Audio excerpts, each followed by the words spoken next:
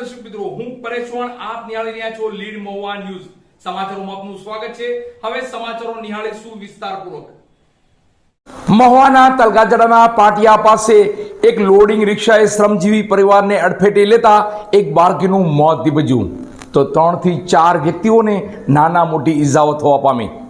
મહુવા શહેરના bypass road પાસે loading રિક્ષાએ શ્રમજીવી પરિવારને અડફેટે લેતા એકનું મોત નીપજ્યું તો 3 થી 4 વ્યક્તિઓને નાના મોટી ઈજાઓ થવા પામી હતી.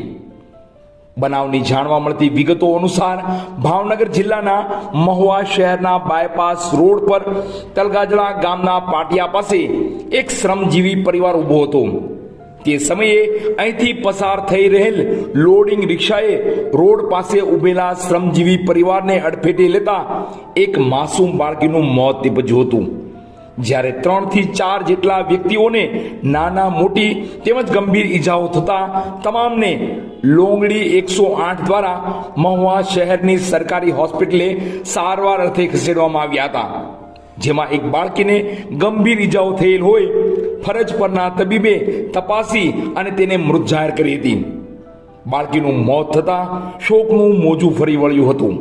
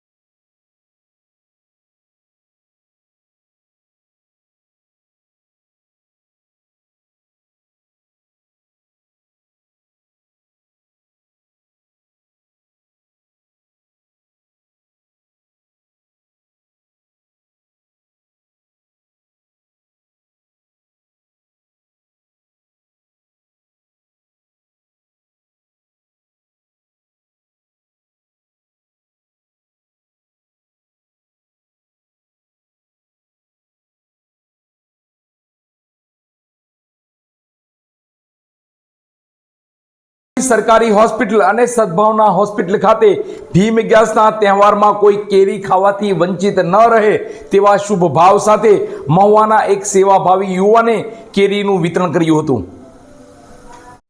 મહુવા શહેરની સરકારી હોસ્પિટલ અને સદભાવના વડલી હોસ્પિટલ ખાતે ભીમ 11ના તહેવારમાં દર્દીઓ કેરી ખાવાથી વંચિત ન રહે તેવા શુભ ભાવ સાથે કેરીનું વિતરણ કરવામાં આવ્યું હતું.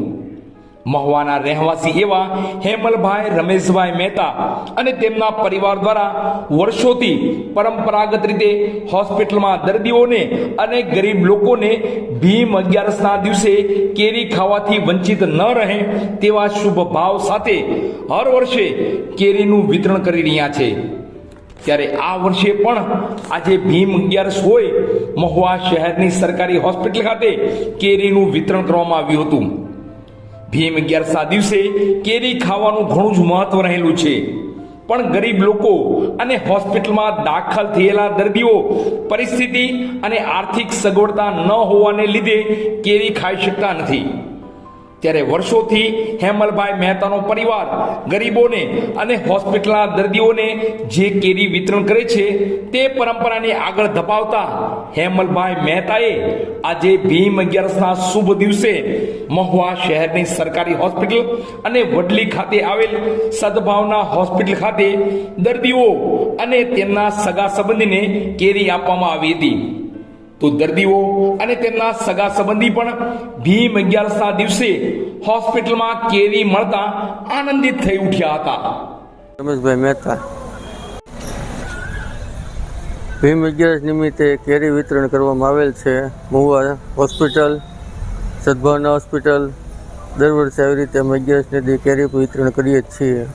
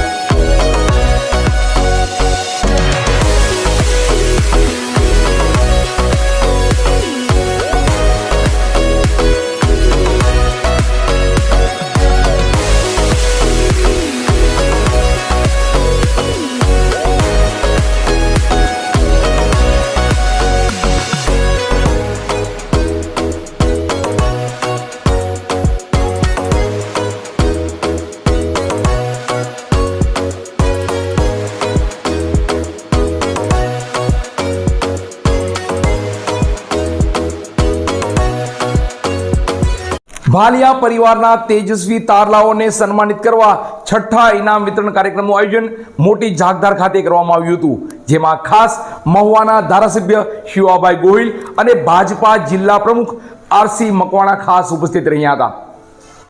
ભાલિયા પરિવારના તેજસ્વી તારલાઓને સન્માનિત કરવા છઠ્ઠા ઇનામ વિતરણ કાર્યક્રમનું આયોજન મોટી જાગધાર ખાતે કરવામાં આવ્યું હતું. તારીખ 16/6/2024 ને રવિવારના રોજ ભાલિયા પરિવારના તેજસ્વી તારલાઓને સન્માનિત કરવા એક કાર્યક્રમનું આયોજન મોટી જાગધાર ખાતે કરવામાં આવ્યું હતું, જેમાં ભાલિયા પરિવારના ધોરણ 1 થી ધોરણ 12 માં અભ્યાસ કરતા તેજસ્વી વિદ્યાર્થીઓ અને રેન્ક મેળવેલ તમામ વિદ્યાર્થીઓને સન્માનિત કરવામાં આવ્યા હતા. શિક્ષણમાં બાળકો આગળ વધે તેને લઈ ભાલિયા પરિવાર દ્વારા શિક્ષણ સમિતિની રચના પણ કરવામાં આવી છે, જેથી ભાલિયા પરિવારના બાળકોને શિક્ષણને લઈ કઈ ફેકલ્ટીમાં પ્રવેશ મેળવો, કયા ગ્રુપમાં પ્રવેશ મેળવો તેવી તમામ બાબતોની જાણકારી મળી રહે તે માટે શિક્ષણ સમિતિની રચના કરાઈ છે, જેમાં કન્વીનર તરીકે ડોક્ટર ધ્રુવભાઈ ભાલિયા અને અમિતભાઈ ભાલિયા મહુવા પારેખ કોલેજ પ્રોફેસર બાળકો અને વિદ્યાર્થીઓને પ્રોત્સાહિત કરી રહ્યા છે. તો ભાલિયા પરિવારના પ્રમુખ સુરેશભાઈ ભાલિયા અને મંત્રી પાંચાભાઈ ભાલિયા વગેરે દ્વારા પણ આવા સફળ કાર્યક્રમનું આયોજન કરી ભાલિયા પરિવારને આગળ વધારી રહ્યા છે.